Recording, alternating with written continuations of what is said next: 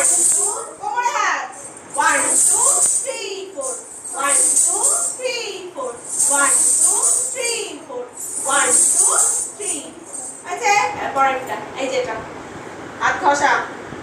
মারো 1 2 3 4 5